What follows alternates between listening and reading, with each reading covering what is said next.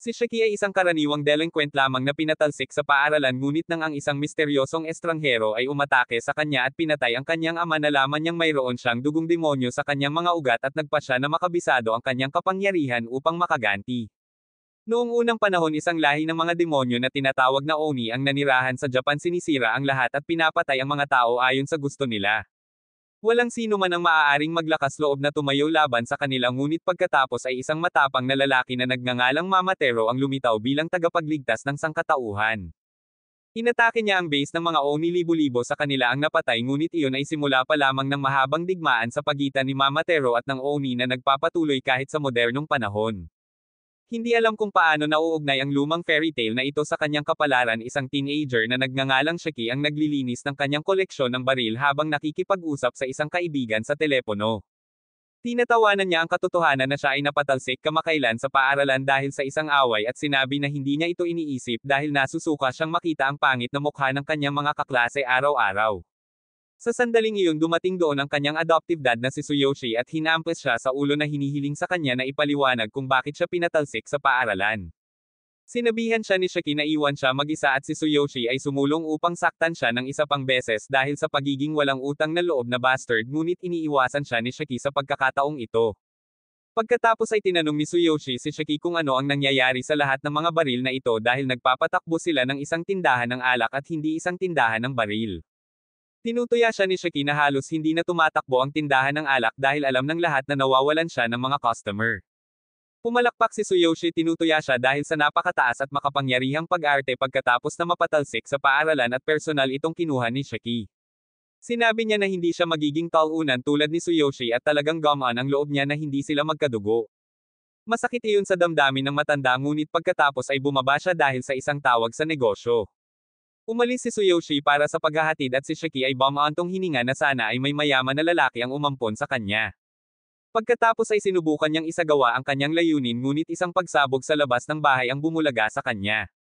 Lumabas siya para tingnan kung ano ang nangyayari ngunit nakaharang sa kanyang paningin ang isang makapal na ulap. Biglang bumuhos mula sa fog ang isang bugzo ng kakaibang itim na ambon at napabalik si Shaki sa gulat. Sinusundan siya ng ambon hinawakan ang kanyang binti at kinaladkad siya palabas bago siya ihulog sa kalye. Habang si Shaki ay bumangon at nagtataka kung ano ang nangyayari isang nakakatakot na matandang nakasuot ng puti ang lumitaw doon handang atakihin siya.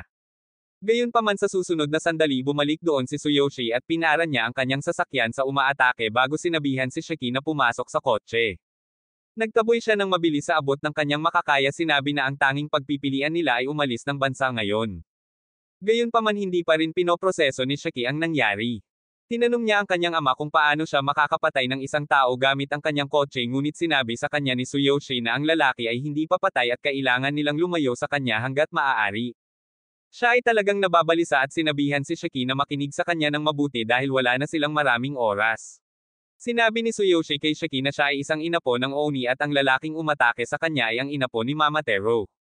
Sinabihan siya ni Shaki na huminto sa pagbibiro dahil hindi pa ito ang oras para doon ngunit sinabi sa kanya ni Tsuyoshi na siya ay seryoso. Sa sandaling iyon isang talim na gawa sa itim na ambon ang tumagos sa bubong ng kotse at bahagya itong naiwasan ni Tsuyoshi. Napagtanto niya na naabutan sila ng umaatake at pagkatapos ay biglang ang mga bintana ng kanilang sasakyan ay natatakpan ng itim na ambon na tuluyang nabulag sa kanila. Itinigil ni Tsuyoshi ang kotse malapit sa isang abandonadong bodega at mabilis na lumabas dito sinabi kay Shaki na kailangan nilang magtago kaagad. Sa sandaling iyon sumabog ang kotse at nang lumiko si Tsuyoshi nalaman niyang nawawala si Shaki. Sa kabutihang palad nakita niya ang isang trail ng itim na ambon na pumapasok sa bodega at napagtanto na ang kanyang anak ay dinala doon. Sa loob ng bodega natagpuan ni Shaki ang kanyang sarili na nakulong sa isang higanteng web na gawa sa itim na ambon kasama ang isang nakakatakot na lalaki na nagngangalang Samader na nakatayo sa kanyang harapan. Sinabi ni Samader kay Shaki na ang dugo ng Oni sa kanyang mga ugat ay gumagawa sa kanya ng walang anuman kundi isang peste at ang pagpuksa sa mga naturang peste ay gawain ng Mamatero Agency. Nabigla pa rin si Shaki na si Samader ay nakaligtas sa pagkadurog ng isang kotse ngunit sa sandaling iyon dumating si Tsuyoshi sinabi sa kanya na ang fairy tale ni Mamatero ay isang tunay na kwento. Sinabi niya na sa loob ng libu-libong taon si Mamatero at Oni ay nakikipagdigma sa isa't isa sa pamamagitan ng kanilang mga kaapo-apuhan na magkadugo. Sa kalaunan ng mga inapo ng Mamatero ay nagkapit-bisig at nabuo ang Mamatero Agency na nakakuha ng bentahe sa labanan at pinilit ang mga Oni na magtago sa mga tao upang mabuhay. Hindi pa rin maintindihan ni Shaki kung ano ang nangyayari ngunit sinabihan siya ni Tsuyoshi na hayaan itong si Daddy ang humawak. Si Samader ay biglang lumikha ng dalawang espada mula sa itim na ambon at bilang tugon inilabas din ni Tsuyoshi ang parehong kakayahan upang labanan siya. Ang dalawang lalaki ay sumugod sa isa't isa nagsasalpukan ang kanilang mga talon at nagpakawala ng malakas na shockwave.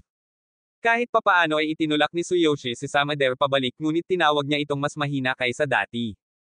Ipinaliwanag ni Samader na ang itim na ambon ay ang natatanging kakayahan na magagamit lamang ng mga inapo ni Mama Tero at si Tsuyoshi ay dating nakatatanda sa Mama Tero Agency. Nabigla si Shaki nang malaman na ang kanyang ama ay isang inapo ni Mama Tero ngunit sinabi ni Tsuyoshi na nakalimutan na niya iyon. Tinanong siya ni Samader kung nakalimutan na rin ba niya kung gaano kadelikado ang Oni. Ipinahayag niya na para sa mga krimen ng pagkubli sa isang Oni aalisin din si Tsuyoshi. Tumugon si Tsuyoshi sa pamamagitan ng pag-atake muna sa kanyang ngunit siya at si Samader ay pantay na tugma sa lakas. Mapapanood lamang ni Shaki ang kanilang nakakabaliw na laban sa pagkataranta habang tinanong ni Samader si Tsuyoshi kung bakit niya pinuprotektahan ang isang halimaw na nabubuhay lamang para sa pagkawasak. Sinabihan siya ni Tsuyoshi na tumahimik at sinubukang harapin ang malubhang pinsala sa kanyang ngunit mas mabilis si Samader kaysa sa inaasahan niya. Madali niyang naiwasan ang pag-atake at pagkatapos ay tinamaan si Tsuyoshi ng napakabilis na combo malubhang nasugatan siya at natamba siya. Nalungkot si Shaki nang makitang duguan ang kanyang ama at isinumpa niya si Samader na sinasabing papatayin niya ito. Gayunpaman sinabi ni Samader sa kanya na pupunta siya sa kabilang buhay kasama ang kanyang ama sa lalong madaling panahon. Sa sandaling iyon hinawakan ni Tsuyoshi ang kanyang mga paa at tinanong siya ni Samader kung bakit siya pupunta hanggang dito para protektahan ang isang Oni at sumagot siya na hindi niya kailangan ng dahilan para protektahan ang kanyang anak. Sinabi niya na wala pang sinasaktan si Shaki at maling patayin siya dahil lang sa may dugo siya.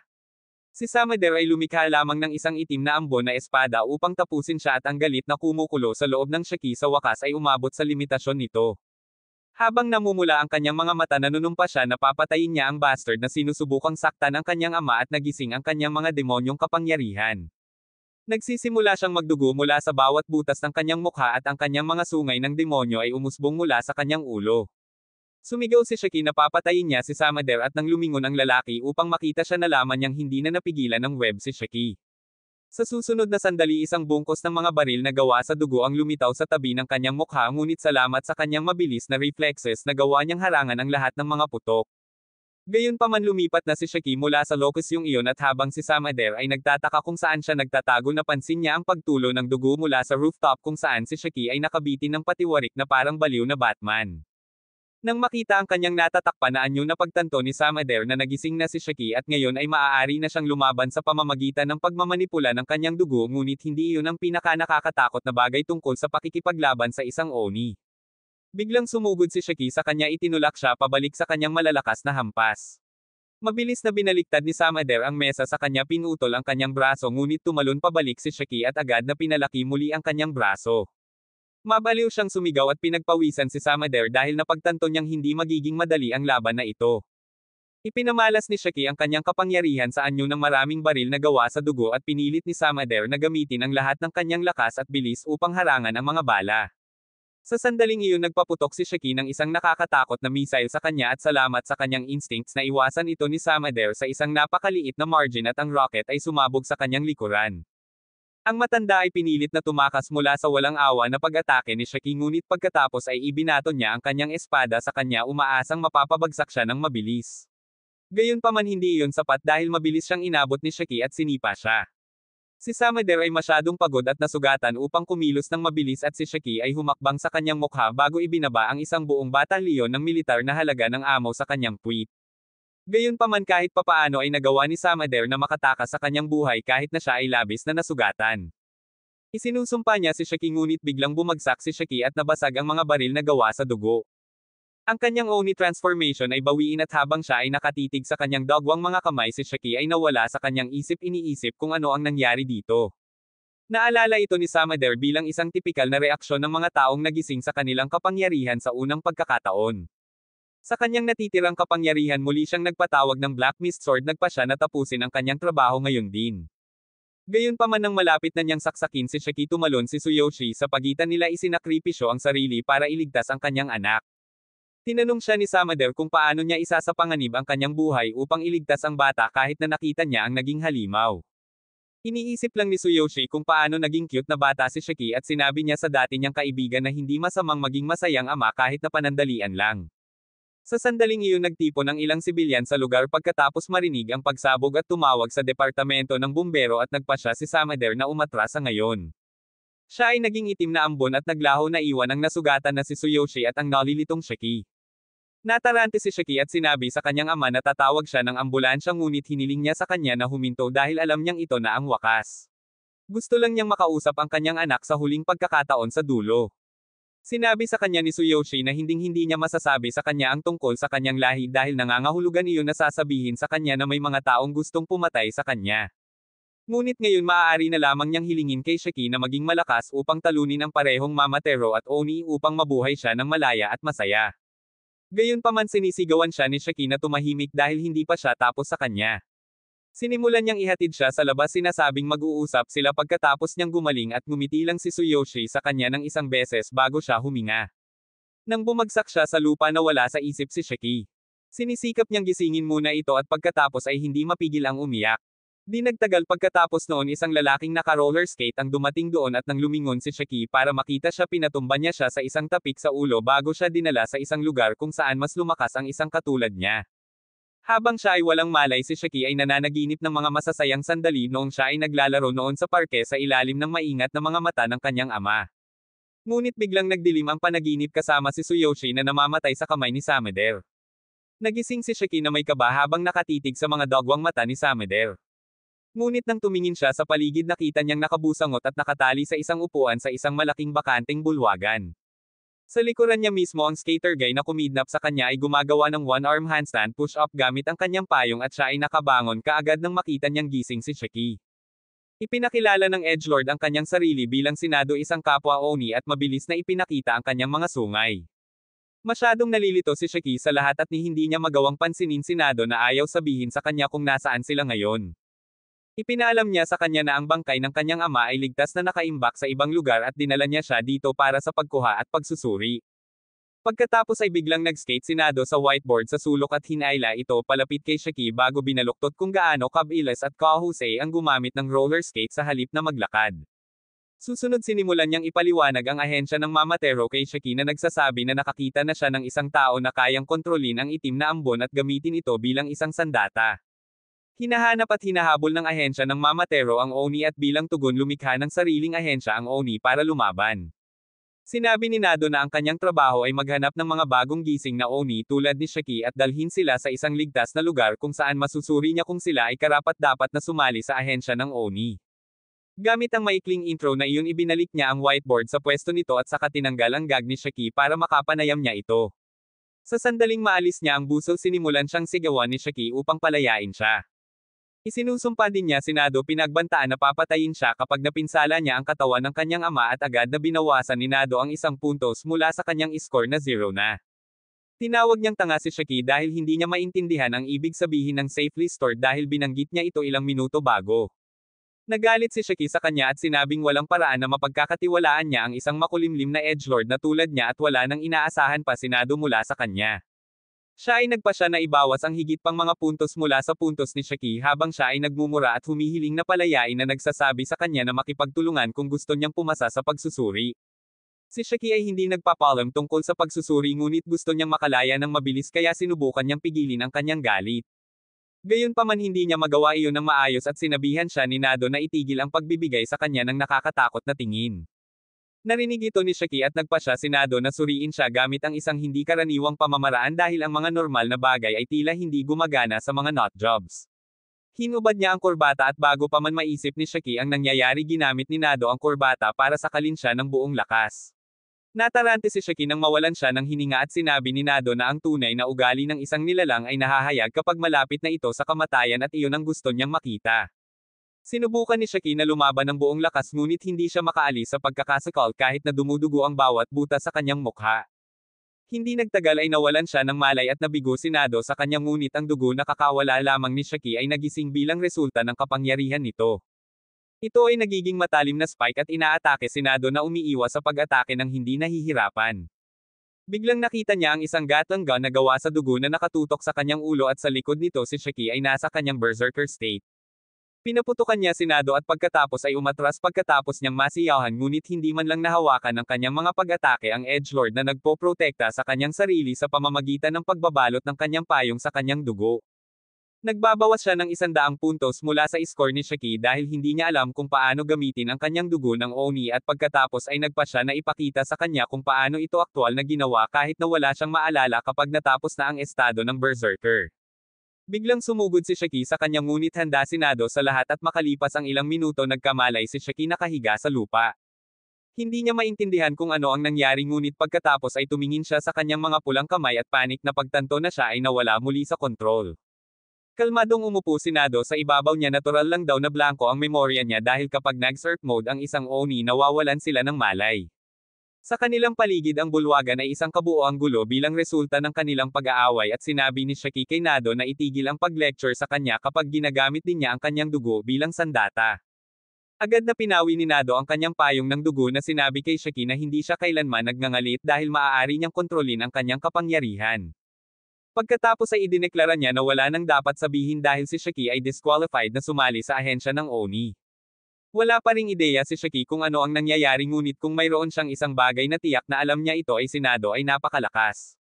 Nagpa siya siyang lunukan ang kanyang pride at nakiusap kay Nado na kunin siya bilang kanyang compound dahil gusto niyang lumakas at ipaghiganti ang kanyang ama. Agad na tinanggihan ni Nado ang kanyang kahilingan sinabi kay Shaki na ang isang tulad niya na hindi gumagamit ng kanyang utak habang nakikipaglaban ay palaging ang unang taong namamatay sa isang tunay na labanan.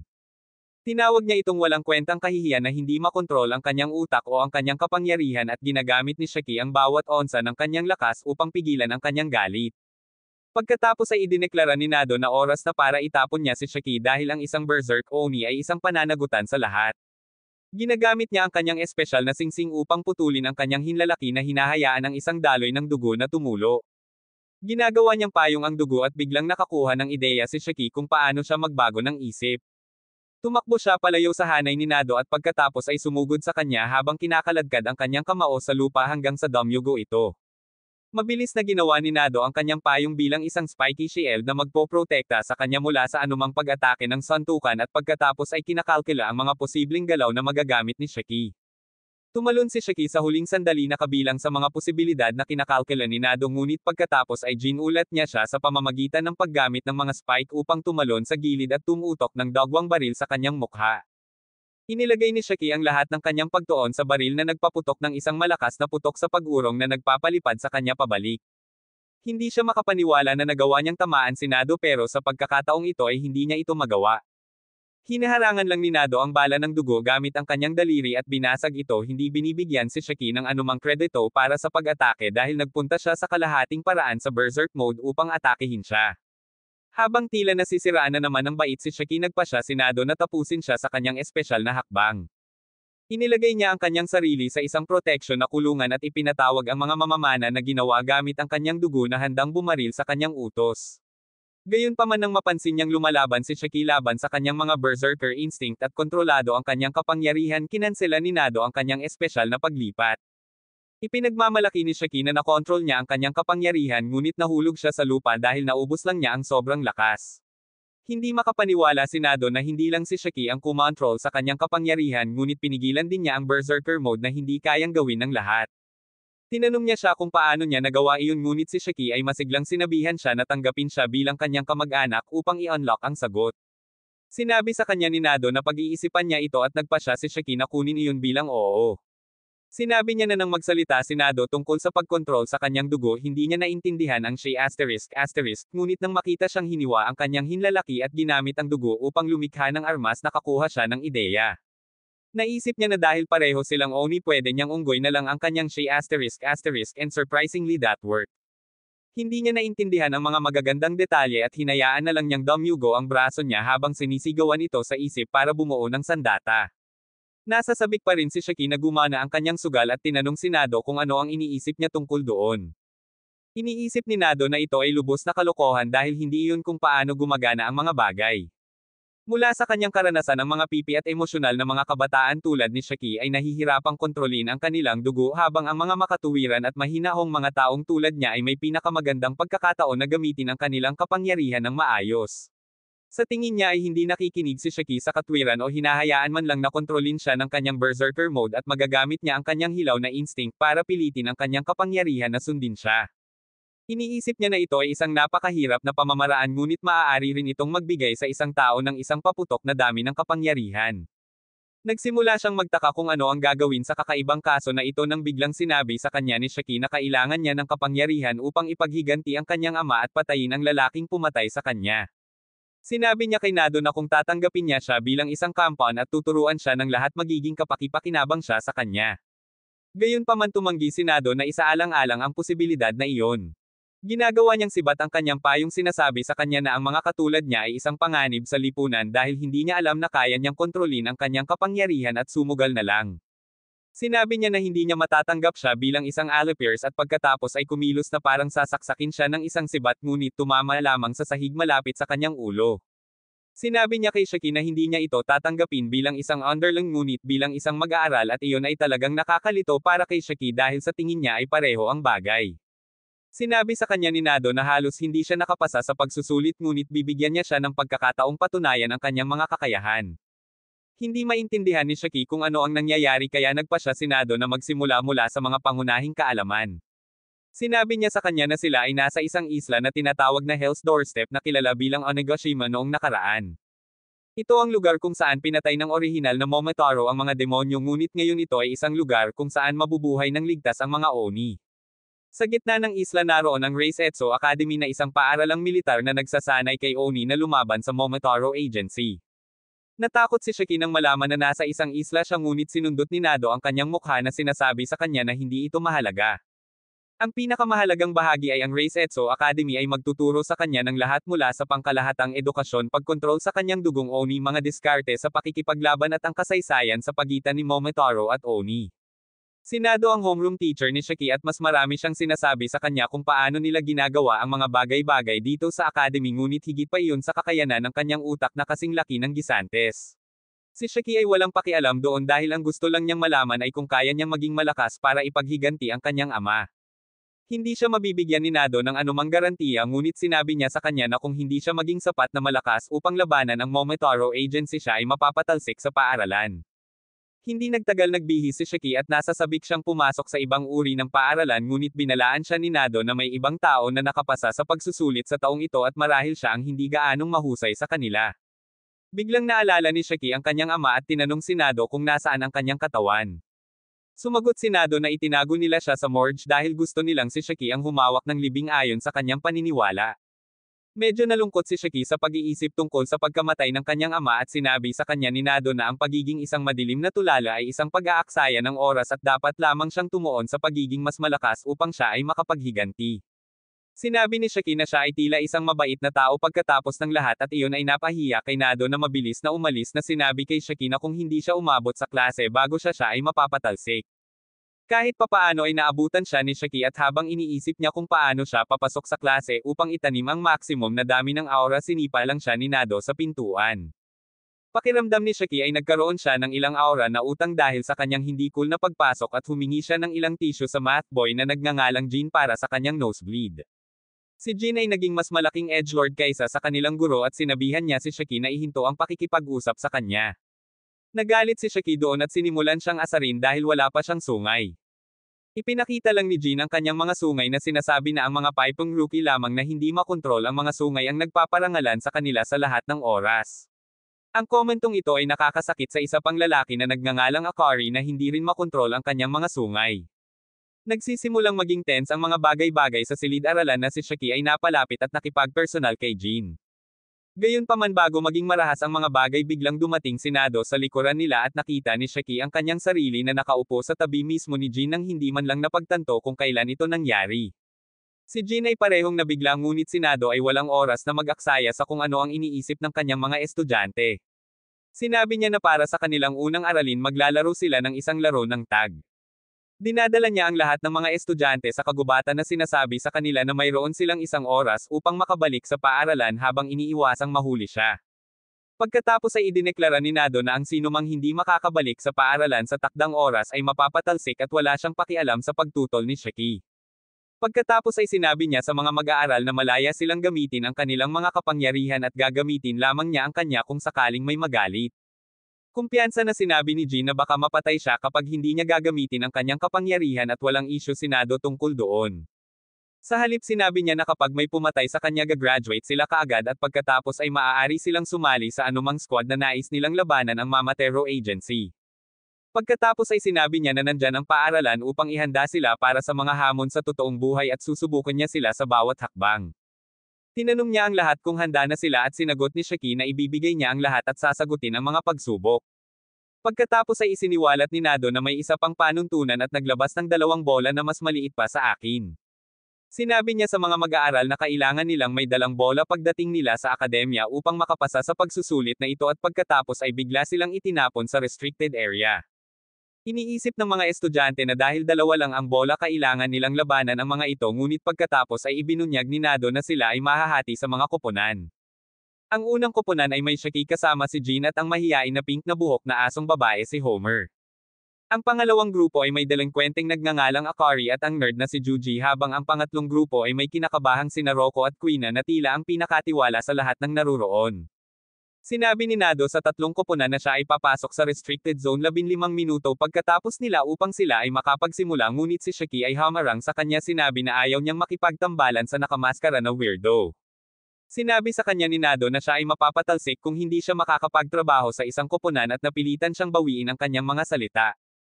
Pagkatapos nito magalang na ipinakilala ni Homer ang kanyang sarili kay Shaki na hindi kailanman nagkaroon ng anumang uri ng pakikipag-ugnayan ng babae sa buong buhay niya. Agad siyang nakakuha ng mga paro-paro sa kanyang tiyan nang makita niyang papalapit sa kanya si Homer at kumpiyansa niyang sinabi sa kanya na paprotektahan niya ito. Naguguluhan siya sa pagdinig nito at sinabi sa kanya na hindi na niya kailangang umabot ng ganoon dahil ang gusto niya lang ay huwag makahadlang sa kanya. Susunod ipinakilala niya ang kanyang sarili kay Jean ngunit ito ay isang edgy Tate fan na hindi man lang nag-abala na tumugon sa kanya. Ang mababang pagpapahalaga sa sarili ni Homer ay nagsimula siyang umiyak at humingi ng tawad sa pakikipag-usap sa kanya.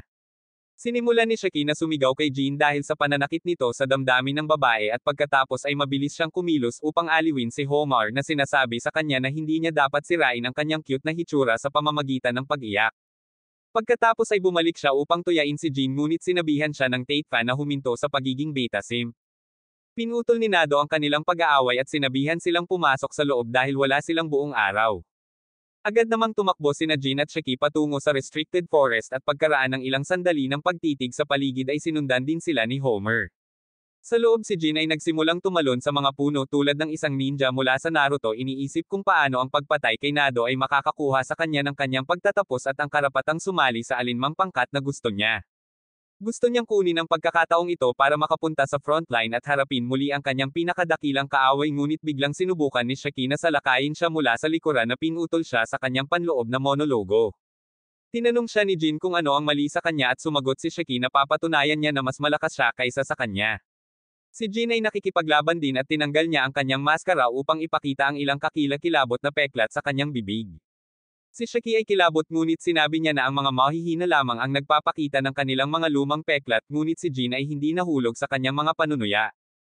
Tinatanggal lang niya ang kanyang mga guwantes na nagpapakita na ang kanyang kamay ay natatakpan din ng mga marka ng tahi. Pinunit niya ang isa sa mga tahi upang lumabas ang kanyang dugo at ginagawa itong mga circular saw. Laking gulat ni Shaki nang makita ito dahil sa tingin niya ay kakasuhan sila ng may akda ng chainsaw man dahil sa pagkopya sa kanyang mga ideya. Sinabihan siya ni Jean na ihinto ang pag-aaksaya ng kanyang oras at tumakas kung siya ay natatakot ngunit sinagot ni Shaki na kung siya ay tumakas ngayon hindi niya magagawang ipaghiganti ang pagkamatay ng kanyang ama. Nagulat si Jean nang marinig iyon ngunit bigla siyang natakot habang sinasabi niya kay Shaki na hindi sila magkakaintindihan. Sinabi sa kanya ni Shaki na hindi niya nais na maunawaan siya sa unang lugar at kinagat ang kanyang hinlalaki upang palabasan ang kanyang dugo. Gayunpaman nabigo siyang gawing baril ito sa pagkakataong ito at natarante iniisip kung ano ang eksaktong dapat niyang gawin para gumana ito. Nagpasya siyang lumaban gamit ang isang stick dahil iyon lang ang opsyon niya ngunit sa lalong madaling panahon ay napagtanto niya na hindi siya katugma kay Jean na kayang magputol ng mga puno sa isang hampas lang ng kanyang mga braso sa chainsaw. Samantala sinusubukang hanapin ni Homer ang 2 lalaki nang biglang narinig niya ang malakas na kalabog mula sa mga punong nahuhulog sa lupa. Bigla siyang nagpanik at nagsimula ang kanyang inferiority complex iniisip na hindi siya bagay na mapunta sa ganitong lugar. Gayunpaman medyo natuwa siya sa pag-aakalang tinawag siya ni Shaki na cute at nagpa siya siyang hanapin siya hindi napagtanto na ilang di pa lang ang layo niya sa isa sa mga bola. Kasabay nito sinusubukan ni Shaki na labanan si Jean gamit ang kanyang mga hubad na kamao. Hindi man lang ginagamit ni Jean ang kanyang chainsaw powers laban sa kanya at nagagawa pa rin niyang i-hook ang kanyang asno ng madali. Si Shaki ay patuloy na nagtataka kung paano niya makokontrol ang kanyang kapangyarihan ng ganoon kadali ngunit pagkatapos ay napagtanto niya na ang kakayahan ni Jean ay iba sa kanyang mga ornado. Nawawala ang kanyang focus habang iniisip ang tunay na katangian ng kanilang mga kakayahan at nagawang patumbahin siya ni Jean sa isang suntok. Nakaramdam ng pagkadismaya si Shaki dahil dito at nagpa siya si Jean na hayaan ang tauna na umiyak sa kapayapaan. Gayunpaman nang magsimula siyang maglakad muling tumayo si Shaki sinabi sa kanya na hindi pa tapos ang laban. Ang asar na si Jean ay nagpadala lamang ng chainsaw patungo sa kanya at sa eksaktong sandali dumating doon si Hong R. Salamat sa kanyang negatibong survival instincts hindi niya napansin na naglalakad siya sa mismong linya ng apoy. Natarante si Shaki nang makita ito at sa kabutihang palad nakuha niya itong ligtas kahit na bahagyang nasugatan siya sa paggawa nito. Mabilis siyang bumangon mula sa tuktok ng Hong R at sinabihan si Jean na humingi ng tawad sa kanya ngunit tumugon si Jean na siya ang may kasalanan kung siya ay namatay mula sa kanyang mahinang pag-atake. Si Shaki ay asar dito ngunit pagkatapos ay biglang narinig niya si Hong R na umaawit na parang isang panalangin. Sinabi niya sa kanya na hindi niya kasalanan ngunit si Hong R ay nasa ulirat at siya ay biglang nagsimulang dumuyugo mula sa kanyang ilong. Ang dugo ay dahan-daang nagkakaroon ng anyo ng isang higanting tao at parehong si Jean at Shaki ay nabigla nagtataka kung ano ito sa pangalan ng pag-atake sa Titan. Sinabihan silang dalawa ni Hong R na tumakas dahil papatayin sila ng kanyang babaeng Titan. Habang sinasabi niya ito ang babaeng Titan ay bumagsak sa lupa ng buong lakas at halos hindi na iwasan ni Shaki na tamaan ng kanyang pag-atake. Si Jean naman ay tumalon mismo patungo sa babaeng Titan para lumaban ngunit ang kanyang mga chainsaw ay hindi makakagawa ng malaking pinsala sa kanyang higanting katawan. Tinanong ni Shaki si Hong R kung hindi niya mapipigilan ang bagay na iyon at humingi siya ng tawad dahil wala siyang magagawa. Bigla siyang bumagsak pagkatapos mawala ng maraming dugo at nagpa siya si Shaki na ilayo siya sa babaeng Titan para tulungan siya. Gayunpaman nabigla siya nang makitang pinoprotektahan siya ng Titan at kahit si Jean ay nagtataka kung ang dugo ni Hong R ay may sariling kalooban. Biglang ang babaeng Titan ay nagsimulang dumura ng dugo ng marahas at habang si Jean ay nagtatago sa likod ng isang bato kinuha ni Shaki ang buong puwersa ng pag-atake ng direkta. Ang umiiyak na si Hong R ay humiling sa babaeng Titan na huminto tinawag ang kanyang nakatatandang kapatid na babae at si Shaki ay bumangon nalilito sa kanyang ibig sabihin. Muli siyang hiniling ni Hong R na tumakbo ngunit tumanggi si Shaki sinabing mamamatay siya sa pagkawala ng dugo kung hindi siya nito tutulungan at ayaw niyang makitang may ibang mamatay sa harap niya kailanman. Biglang naglabas ng malakas na shockwave ang babaeng Titan na umabot kahit sa iba pang mga estudyante sa labas ng kagubatan. Pinagmamasdan ni Nato ang lahat mula sa tuktok ng puno at nagpa siya siyang hayaan sina Shaki at Jean na subukang harapin ang kakayahan ni Homer sa pagpapalabas ng dugo bago siya pumasok. Bumalik sa lokasyon ng labanan sinubukan ni Shaki na saktan ang kanyang sarili upang kumuha ng dugo at gamitin ito bilang sandata ngunit hindi iyon nangyari. Inatake siya ng babaeng Titan at umiwas siya ngunit pagkatapos ay sumandok ang babaeng Titan ng ilang mga bato mula sa lupa at ibinato sa kanya. Tinamaan siya at itinaboy ngunit ang pinakamasakit sa kanya ay ang kahinaan niya ngayon. Hindi pa siya natatalo sa laban noon pero ngayon isa na lang siyang walang kwentang brat. Nagsimula siyang umiyak dahil sa pagkabigo ngunit pagkatapos ay lumabas si Jean upang sumali sa laban at sinabihan siyang umuwi kung siya ay iiyak na parang asong babae. Nagalit si Shaki sa kanya at sinabing pinagpapawisan lang siya ng kanyang mga mata ngunit si Jean ay walang oras para doon. Muli niyang hiniwa ang kanyang mga sugat at sa pagkakataong ito ay lumikha siya ng dalawang magkaibang uri ng chainsaw sa magkabilang braso. Ang pinsalang natamo niya sa naunang pag-atake ng babaeng Titan ay bumabagabag pa rin sa kanya ngunit determinado siyang manalo sa bawat laban sa harap niya. Nakatingin lang si Nato sa malayo at humanga siya na nakakagawa si Jean ng dalawang uri ng armas ng sabay. Sinimulan niyang ipaliwanag kung paano maaaring magkaroon ng anumang anyo na naiisip nila ang Oni Blood ngunit madalas itong naiimpluwensyahan ng kanilang nakaraang trauma kagustuhan at karanasan. Samantala si Jean ay nagmamadali patungo sa babaeng Titan gamit ang circular chainsaw para umakyat. Pagkatapos ay sinubukan niyang unggoy si Levi Ackerman sa pamamagitan ng pag-atake sa leeg ng babaeng Titan ngunit nagsakripisyo siya ng braso para protektahan ang sarili. Habang nilalabanan niya ang babaeng Titan sumisigaw si Shaki sa kanyang kamay para gumawa ng kung ano. Nagtataka siya kung bakit hindi siya nakakagawa ng armas kung kaya naman ni Jean pero bigla niyang napagtanto na gumagawa lang si Jean ng mga bagay para sa pagputol at maging si Homer ay may personal na koneksyon sa kanyang babaeng Titan. Iniisip niya na maaari siyang gumawa ng mga baril dahil gusto niya ang mga ito kaysa sa isang karaniwang Amerikano at bigla niyang naisip kung paano kontrolin ang kanyang kapangyarihan. Sa kabilang banda si Jean ay nahihirapang kalabanan ang babaeng Titan na biglang nagpakawala ng malakas na dagindong na pumutok sa kanyang eardrums. Nawalan siya ng balanse at inisip na mamamatay na siya at maging si Nato ay naghahanda ng pumasok ngunit pagkatapos ay idineklara ni Shaki na haharapin niya ang laban ngayon. Itinuro niya ang isang malakas na grenade launcher sa babaeng Titan at humanga si Nato na naisip niya ito. Si Shaki ay nasa sabik na subukan ang kanyang bagong sandata ngunit pagkatapos ay inatake siya ng babaeng Titan. Iniiwasan niya ang kanyang pag-atake at pagkatapos ay nagpaputok ng granada sa kanya agad siyang hiniwalayan at parehong natigilan sina Jean at Nato nang makita ang kanyang kapangyarihan. Ang babaeng Titan ay nagsimulang maglaho habang ang kanyang mga fragment ay nakakalat sa lahat ng dako at si Homer ay nawala ng malay. Samantala namangha pa rin si Jean sa firepower ni Shaki nang biglang umulan ng dugo. Gayunpaman ito ay ang dugo lamang na nakakalat sa hangin mula sa nakaraang pag-atake ni Shaki at sa lalong madaling panahon ito ay naging normal na ulan. Napagtanto ni Jean na ang pag-atake ni Shaki ay hindi lamang pumatay sa babaeng Titan ngunit binago din nito ang panahon. Si Shaki naman ay hindi man lang iniisip iyon. Nagsimula siyang magtungo kay Homer upang tingnan kung ayos lang siya ngunit pagkatapos ay lumabo ang kanyang paningin at bumagsak siya sa lupa hindi makagalaw. Sa sandaling iyon si Nato ay dumating doon na nagsasabi sa kanya na siya ay nagpakawala ng isang katawa-tawang dami ng dugo ngayon at iyon ang dahilan kung bakit ang kanyang katawan ay walang natitirang lakas. Sinabi sa kanya ni Shaki na maaari pa rin siyang magpatuloy at kahit papaano ay pinipilit niyang tumayo ngunit hindi iyon tumagal kahit 5 segundo at muli siyang bumagsak sa lupa. Tinawag siya ni Nato na isang noob na hindi man lang makontrol ang kanyang kapangyarihan ngunit napagtanto niya na ang kapangyarihan ni Shaki ay higit pa sa anumang nakita niya. Sinabi niya kay Shaki na kung gumamit siya ng masyadong maraming dugo maaari pa siyang mamatay at iyon ang dahilan kung bakit siya mag-alala tungkol kay Homer sa halip na siya. Hiniling niya kay Nato na suriin siya dahil maaaring gumamit siya ng maraming dugo at ayos lang na susuriin siya pagkatapos niya. Hindi inaasahan ni Nato na mag-aalala si Shaki tungkol sa ibang tao kapag siya mismo ay nasa ganoong malubhang kondisyon ngunit nang tutulungan niya sila si Jean ay naglunsad ng sorpresang pag-atake sa kanya. Sa kabutihang palad ang mga reflexes ni Nato ay sapat na mabilis upang harangan ang pag-atake at itinulak niya si Jean pabalik na nagsasabi sa kanya na hindi nila kailangang mag-alala tungkol sa mga tauunan. Tinanong siya ni Nato kung ano ang mangyayari kung mamatay si Homer dahil hindi siya makakuha ng emergency na paggamot at sinagot ni Jean na wala itong pakialam sa kanya. Naiinis si Nato sa narinig at nilinaw niya kay Jean na galit siya sa mga makasariling bastard na tulad niya. Hindi rin iyon pinansin ni Jean at hinihiling lang niya kay Nato na kumpirmahin na makakapagtapos siya kung papatayin niya ito. Nangako si Nato na nagsasabi siya ng totoo at sapat na iyon para dumiretso si Jean sa kanya.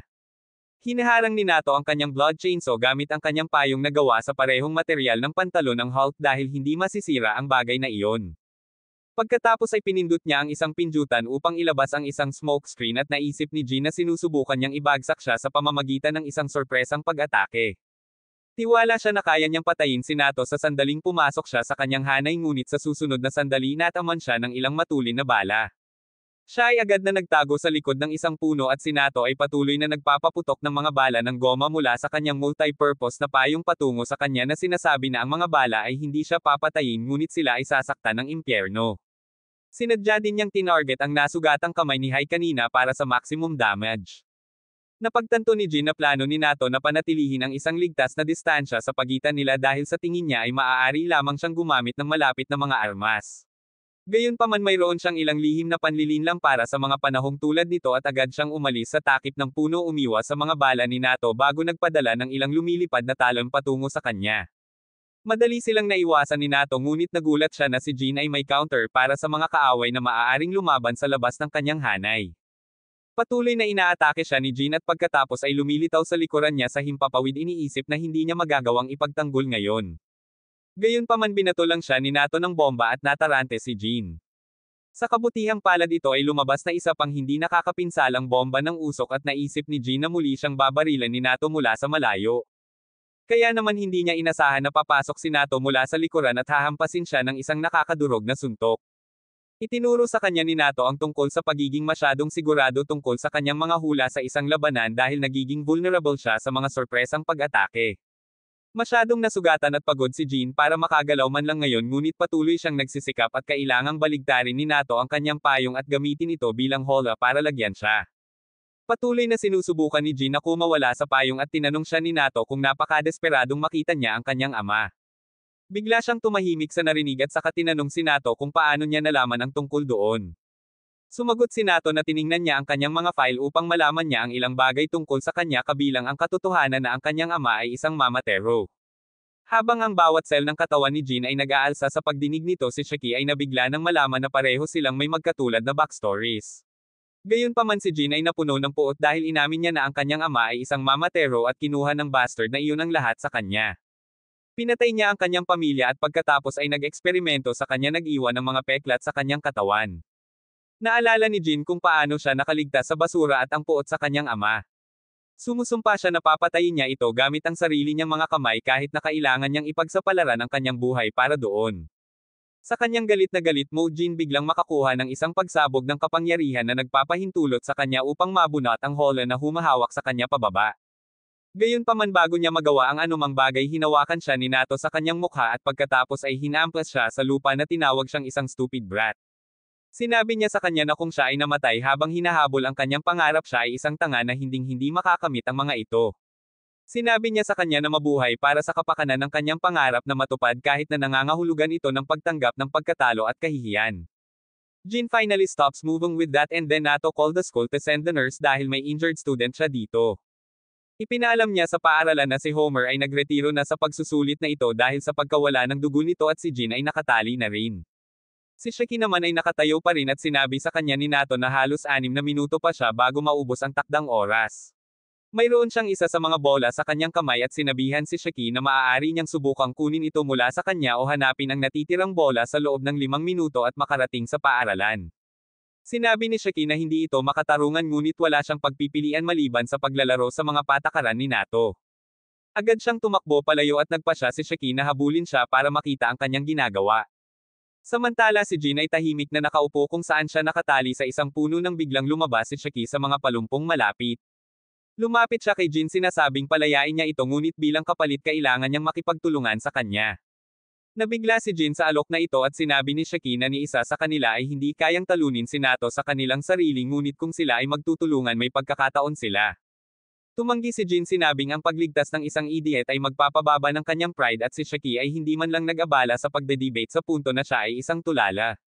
Tinanong niya si Jean kung mas mahalaga sa kanya ang kanyang pride kaysa sa kanyang mga layunin dahil hindi niya makakamit ang kanyang mga layunin sa pamamagitan lamang ng pag-upo dito. Tinanong siya ni Jean kung bakit niya ito pinapahalagahan at ipinahayag ni Shaki na ang kanyang ama ay isang mamatero din. Nagulat si Jean nang marinig ito at pagkatapos ay hinayla ni Shaki ang magandang matandang Naruto sa kanya sinabi sa kanya na pareho sila. Samantala hinahanap ni Nato si Shaki at dahil hindi niya ito mahanap nagdududa siya na bumalik ito. Noon lang nakita niya si Shaki na tumatakbo habang minumura si Jean at napagdesisyonan niyang i-corner agad siya. Huminto si Shaki sa sandaling tumalon si Nato na sinasabi sa kanya na nauubusan na siya ng oras habang binabaluktot ang kanyang bola. Sinimulan ni Shaki na isumpa si Jean sa kanyang isipan hindi dahil hindi niya ito tinutulungan kundi dahil sa kabila ng pagkaligtas gusto niyang siya ang namamahala. Noon lang tumalon si Jean kay Nato mula sa itaas tinutukan ang bola ngunit madali niya itong naiwasan. Gayunpaman iyon ay isang pagkukunwari lamang at ang tunay na galaw ni Jean ay ang maghagis ng batong nakatali sa isang lubid kay Nato. Ang lubid ay umiikot sa kanya mabilis na pinigilan siya at pagkatapos ay sinalo ni Shaki ang kabilang dulo. Siya at si Jean ay nagsimulang hilahin si Nato ng buong lakas ngunit hinukay niya ang kanyang mga takong sa lupa medyo sigurado na wala silang sapat na lakas upang manalo laban sa kanya. Biglang pinaputokan ni Jean ng talim ng dugo si Nato pinilit siyang umiwas at nawalan siya ng balanse sa pagtatangkang gawin iyon. Sapat na iyon para kay Shaki na sumugod sa kanya at tinamaan ang bola mula sa kanyang mga kamay. Dama po ang bola malapit kay Jean at sigurado si Nato na kung susubukan niyang dalhin ito sa paaralan susubukan ni Shaki na nakawin ito sa kanya.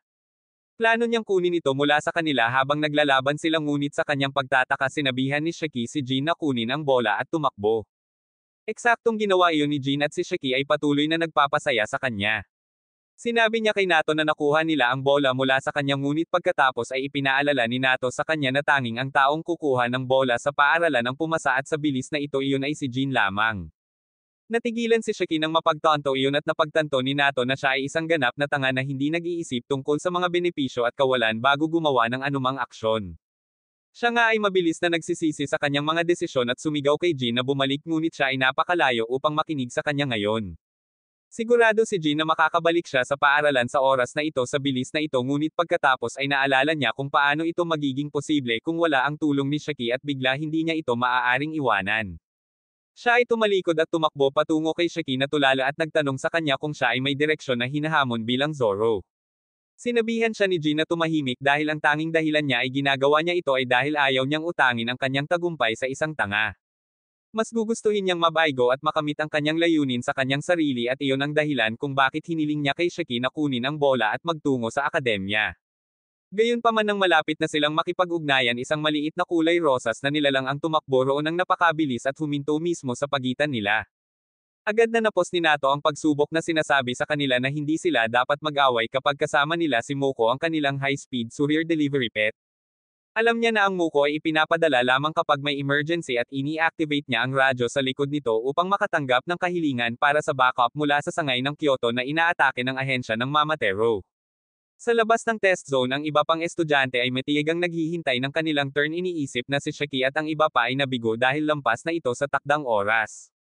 Gayunpaman bumalik si Nato kasama sina Shiki at Jin noon sinabi sa ibang mga estudyante na ang sangay ng Kyoto ay nasa malubhang panganib at humihiling ito ng backup kaya sila ay papunta doon sa halip na magsagawa ng pagsusulit. Agad silang sumakay sa isang bangka at tumungo sa sangay ng Kyoto at ang mga estudyante ay may iba't ibang opinyon tungkol sa pagiging mabilis sa aktwal na mga larangan ng digmaan. Gayunpaman sinabi sa kanila ni Nato na hindi sila lalaban at kailangan lang niya ang mga ito upang suportahan ang mga aktwal na manlalaban. Hindi nagtagal nakarating sila sa Kyoto at dinala sila ni Nato sa lugar sa paligid ng isang sikat na templo na sinasabing ang base ng ahensya ng Oni ay matatagpuan sa ilalim mismo nito. Dinala niya ang mga estudyante sa isang mukhang ordinaryong restaurant kung saan sinalubong sila ng isang nakakatakot na matandang babae. Sa sandaling marating nila ang sala ipinakita ng matandang babae ang isang lihim na hagdanan sa ilalim ng lupa na magdadala sa kanila sa kanilang destinasyon. Samantala sa ibang lokasyon si Tsubakiri isang kapitan ng ahensya ng Mamatero ay katatapos lang manghuli ng isang unit ng Oni. Tinawag niya ang mga ito ng isang grupo ng mga uod na nagpapanggap na mga sundalo at sinabi sa kanya ng kanyang vice captain na si Yamogi na muli siyang nag-overboard. Nagrereklamo siya tungkol sa lahat ng gulo na ginawa niya dahil mahirap itong alisin at sumagot si Tsubakiri na naiinis lang siya kapag nakakakita siya ng mga uod. Nais niya na sa halip ay isang babaeng Oni ang kanilang kaharipan dahil sila ay nababanat at mas kayang tiisin ang sakit kaysa sa mga lalaki na ginagawang isang mahusay na pagpipilian para sa kanyang mga eksperimento. Sinabi sa kanya ni Yamogi na ang kanyang mga eksperimento ay kasuklam-suklam at kinasusuklaman niya ang mga ito lalo na ang bagay na lumalakad patungo sa kanila.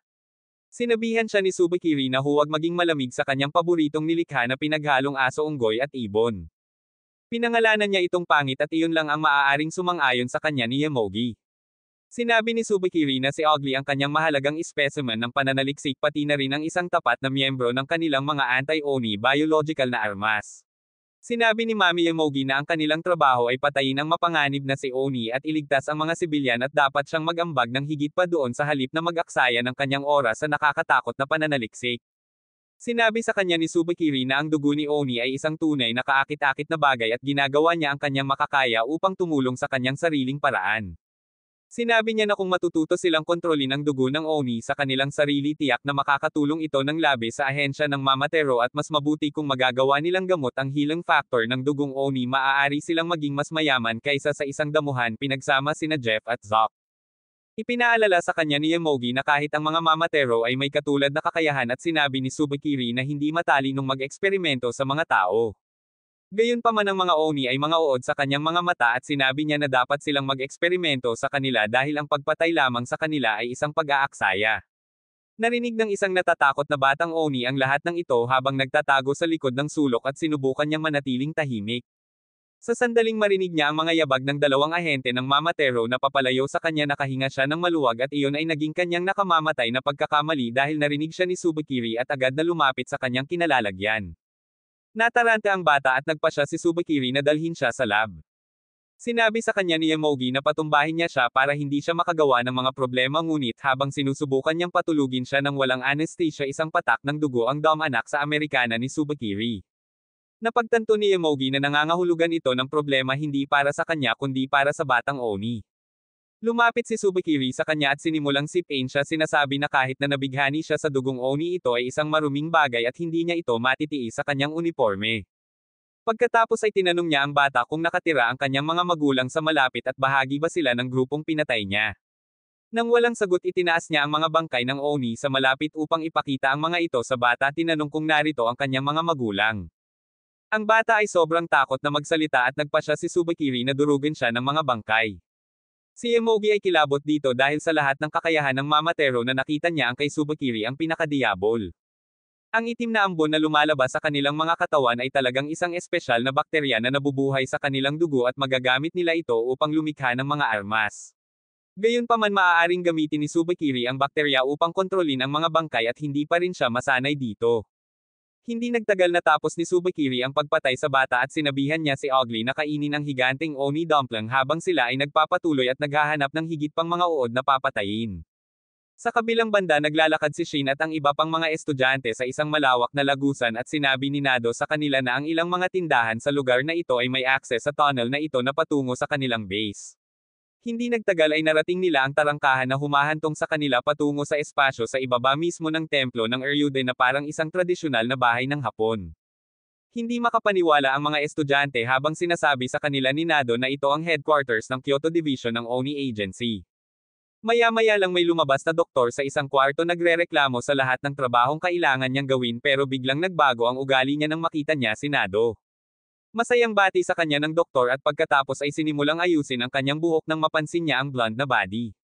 Agad niya itong tinanggihan, ngunit hindi nito hinahayaan na masira ang puso ng simp dahil sanay na talaga siya sa mga pagtanggi. Tinanong ni Shin kung sino ang clown na ito at ipinakilala siya ni Nado bilang si Kaoya, ang commander ng support unit sa Kyoto base. Idinagdag ni Kaoya na sila ni Nado ay magkaklase noon sa akademya, ngunit si Nado ay walang oras para sa kanyang walang ginagawang daldal. Siya ay nagpasya na magtungo kaagad sa mga linya sa harapan at hiniling sa kanya ni Shin na isama rin siya. Gusto rin siyang samahan ng ibang mga estudyante kaysa makipag-usap sa isang weirdo tulad ni Kaoya, ngunit hindi sila pakikinggan ni Nado. Sinabihan niya si Kaoya na gamitin ang mga brats na ito ayon sa gusto niya bago siya umalis, at sa sandaling iyon sinabihan ng nurse si Kaoya na bumalik at gawin ang kanyang trabaho. Napansin din niya ang mga estudyante mula sa akademya at sinabihan silang magpalit kaagad dahil kailangan nila ang lahat ng tulong na makukuha nila. Mabilis silang nagbihis bilang mga assistant nurse at pagkatapos ay pumunta sa pansamantalang ospital kung saan ang 12 ng mga nasugatan na Oni ay umiiyak sa sakit. Ang isa sa kanila ay dinala ngayon at naputol ang kanyang dalawang paa kasama ang iba pang mga pinsala na nagbabanta sa buhay. Si Shiki ay natakot nang makita ang kanyang kalagayan at sinabi rin ng nurse na mayroon pa siyang mahigit 3 minuto upang mabuhay sa ganitong bilis. Ninitian lang siya ni Kaoya at sinabing hindi nila siya hahayaang mamatay at sinampal siya ni Shiki na humihiling sa kanya na huwag gumawa ng mga pabaya at peking pangako. Pinahahalagahan ni Kaoya ang kanyang katapatan at kabaitan, ngunit sinabi sa kanya na siya ay isang uri ng isang malaking bagay dito at nagpasya siyang ipakita sa mga bata kung paano ginagawa ang tunay na suporta. Sa ibang lokasyon, katatapos lang makipag-usap ni Tsubakiri at Emogi sa kapitan at bise-kapitan ng ibang grupo. Ang natitirang si Oni ay natatakot sa kanila ngayon at si Tsubakiri ay nabigo na kailangan niyang harapin ang isa pang grupo ng mga walang tao kapag siya ay umaasa sa isang malakas na tao. Bueno na pagbigyan kaagad ang kanyang mga hiling nang dumating si Naito doon at mabilis na pinapagana ang kanyang kakayahan. Natutuwa si Tsubakiri na makita siya, ngunit hindi siya binibigyan ni Naito ng pagkakataong maging masaya ng napakatagal dahil agad niyang pinakawalan ang kanyang killer move sa kanya. Ang mga Oni ay talagang natutuwa na makita na si Naito ay dumating upang iligtas sila, ngunit si Tsubakiri ay hindi nakakuha ng anumang pinsala mula sa nakaraang pag-atake dahil ginamit niya ang namatay na kapitan ng Oni at bise-kapitan bilang kanyang mga kalasag sa karne. Kilala na pala niya si Naito at kinakausap niya ito na parang mga matandang kaibigan. Tinatanong niya kung ano ang ginagawa niya sa Kyoto dahil hindi niya ito lugar. Pagkatapos ay sinabi ni Tsubakiri na narinig niya ang isang lokasyon kung saan nagtitipon ang mga Oni sa Kyoto at kung papawiin lang niya ang lugar na iyon, malulutas ang buong problema. Naka-poker face si Naito habang sinasabi niya na wala siyang alam tungkol dito at sumagot si Tsubakiri na susuko siya kung sabihin ni Naito na hindi totoo ang lugar. Pagkatapos ay sinabi niya na siya ay pupunta para sa pamamasyal sa paligid ng malaking templo at si Naito ay natakot sa loob dahil alam niya na si Tsubakiri ay may matalas na instincts. Nagpasya siyang pigilan siya dito at naghanda ng seryosong makipaglaban. Bumalik sa punong tanggapan, ipinasok ni Kaoya ang maraming tubo ng dugo sa kanyang katawan at tinanong ni Shaki kung hindi ba dapat nila ibigay ang dugong iyon sa mga nasugatan. Sinabihan siya ng nurse na tumahimik at panoorin ang pagtungo ni Kaoya sa lalaking pinakamalubhang nasugatan. Tinatanong niya ito kung gusto niyang tumubo muli ang kanyang mga kamay o paa dahil hindi niya kayang bayaran ang dalawa sa ngayon. Ang lalaki ay summon ng bawat bit ng kanyang lakas upang sabihin na gusto niya ang kanyang mga braso upang muli niyang mayakap ang kanyang mga anak. Ipinangako ni Kaoya na magagawa niya iyon, ngunit ang prosesong ito ay magiging masakit na parang impyerno. Pagkatapos ay hiniwa niya ang kanyang palso upang ibuhos ang kanyang dugo sa bibig ng nasugatan na lalaki na sinasabing pinalalakas nito ang kakayahan sa pagpapagaling ng isang normal na oni ng maraming beses. Sa sandaling nagsimulang magpakita ng epekto ang kanyang dugo, nagsimulang sumigaw ang lalaki sa sakit at sinabihan ng nurse ang mga estudyante na pigilan siya. Si Shaki at ang iba ay agad na sumunod sa kanyang mga utos at pansamantala sinabi niya sa iba na kumuha ng mas maraming dugo mula sa susunod na silid. Di nagtagal pagkatapos noon may nagsimulang sumundot sa mga braso ng lalaki na may benda at gumapang si Shaki nang makita niya ang isang bagay na malabo na kahawig ng mga daliri ng tao. Bumabalik din ang ibang mga estudyante at pagkatapos ay bigla na lang ang nasugatan na lalaki ay muling bumuhay sa kanyang mga braso at maging ang matinding paso sa kanyang dibdib ay ganap na gumaling. Agad na pinuntahan ni Shaki si Kaoya, nagtatanong kung maaari din nilang muling buuin ang kanyang mga binti at pinatunayan niya, ngunit idinagdag na kailangan nilang gawin ito sa paglipas ng panahon at gumamit ng maliliit na doses ng kanyang dugo. Dahil nakakonsumo na siya ng masyadong maraming dugo, maaaring magkaroon ng antibodies ang nasugatan kung uminom pa siya nito. Pagkatapos si Kaoya ay nagtungo sa pasyente na sinasabi sa kanya na siya ay magretiro na sa unit ng labanan ngayon, ngunit maaari siyang sumali sa unit ng suporta upang tumulong sa iba. Sinabi niya na sa isang pares ng prosthetics makikipaglaro siya sa kanyang mga anak nang wala sa oras at ang lalaki ay napaluhan ng marinig iyon. Pagkatapos ay lumingon si Kaoya sa mga estudyante na sinasabi sa kanila na maaari silang maging kahalili ng lalaking ito sa hinaharap. Naiintindihan niya ang glory chasing at aura farming na nagagawa lang sa frontlines, pero pinaalalahanan niya sila na ang mga nasa frontlines ay matapang na lumaban dahil may magtatakpan sa likod at iyon ang support unit. Si Shaki at ang ilang iba pa ay talagang humanga sa kanya ngayon at sinabi nila sa kanya na handa silang tulungan siya sa anumang paraan na magagawa nila. Sinabi ni Kaoya kay Shaki na kailangan niya ang kanyang tulong sa ibang bagay at dinala siya sa isang nalulumbay na batang babae na nagngangalang May na dinala kahapon matapos siyang salakayin ng ahensya ng Mamatero. Nawawala pa rin ang kanyang mga magulang at gusto ni Kaoya na gamitin ang kabaitan ni Shaki para gumaan ang pakiramdam ng dalaga. Kinuha ni Shaki ang trabaho at sinubukang kausapin ang babae na unti-unting nagbubukas sa kanya. Tinanong niya siya tungkol sa paaralan at sinabi niya sa kanya na hindi siya pumasok sa paaralan dahil iniisip ni Shaki kung ang babae ay isang manggugulo tulad niya. Ang unit ng suporta ay nagdadala ng ilang mga bangkay mula sa larangan ng digmaan at kasama nila si May. Nagsisimula siyang humagulgol na parang baliw habang nakikita sila at sinabi ni Kaoya na hindi siya masasanay sa mga ganitong masasakit na eksena kahit na matapos ang lahat ng oras na ito. Gayunpaman mayroong isang mas malalim at mas masamang plano sa likod ng mga bangkay kaysa sa napagtanto ng sinuman. Sinabi ni Tsubakiri kay Naito na nilagyan niya ng bakterya ang ilang bangkay ni Oni na lubos na alam na dadalhin sila ng support unit sa kanilang base upang bigyan sila ng tamang libing at pagkatapos ay makokontrol niya ang mga bangkay mula sa malayo at sirain ang base. Nagulat si Naito nang marinig ito at nagpasya si Tsubakiri na subukan kung magtagumpay ang kanyang plano. Ginaising niya ang bangkay ng tatay ni May habang si Shaki at Kaoya ay nalilito at siya ay tuwang-tuwa, iniisip na siya ay buhay pa. Gayunpaman sinimulan niya itong sakalin sa ilalim ng utos ni Tsubakiri, ngunit mabilis itong napansin ni Shaki at Kaoya. Napagtanto ni Kaoya na ito ang kakayahan ni Tsubakiri at agad niyang sinabihan si Shaki na takpan ang mga mata ni May. Sinunod niya ang utos at pagkatapos ay tinusok ni Kaoya ang utak ng lalaki ng dalawang matalim na kutsilyo na naging dahilan upang hindi siya makakilos. Nagsimulang umiyak si May nang ipaalam sa kanya ni Shaki kung ano ang nangyari sa kanyang ama at pagkatapos ay napagtanto ni Kaoya na maaaring may mga puppy na zombie dito tulad ng isang ito. Gayunpaman huli na niyang napagtanto dahil nagsimula nang gumalaw ang mga zombie puppet at biglang bumangon ang nanay ni May at inatake si Shaki bago pa man niya ito namalayan. Sinimulan niya itong sukal at nagpasya si Kaoya na i-neutralize siya ng mabilis. Ngunit bago niya mailabas ang mga scalpel, mas maraming zombie ang umatake mula sa likod na pinipigilan siya. Wala rin magawa si Shaki at unti-unting napuputol ang supply ng oxygen sa utak niya dahilan para mawalan siya ng malay. Ang parehong bagay ay nangyayari sa buong punong tanggapan at ang mga zombie ay nagsimulang umatake sa mga taga-suporta na nagdadala sa kanila muna. Ang mga taga-suporta ay hindi man lamang sinanay na lumaban at dahil sa biglaang pag-atake sila ay madaling target para masupol ng mga zombie. Kasabay nito ang mga zombie ay pumasok sa silid kung saan ang lahat ng mga seryosong pasyente ay tumatanggap ng paggamot. Inaatake nila ang mga pasyente at ang mga kawani ng pag-aalaga at walang sino man ang may ideya kung paano lutisin ang problema.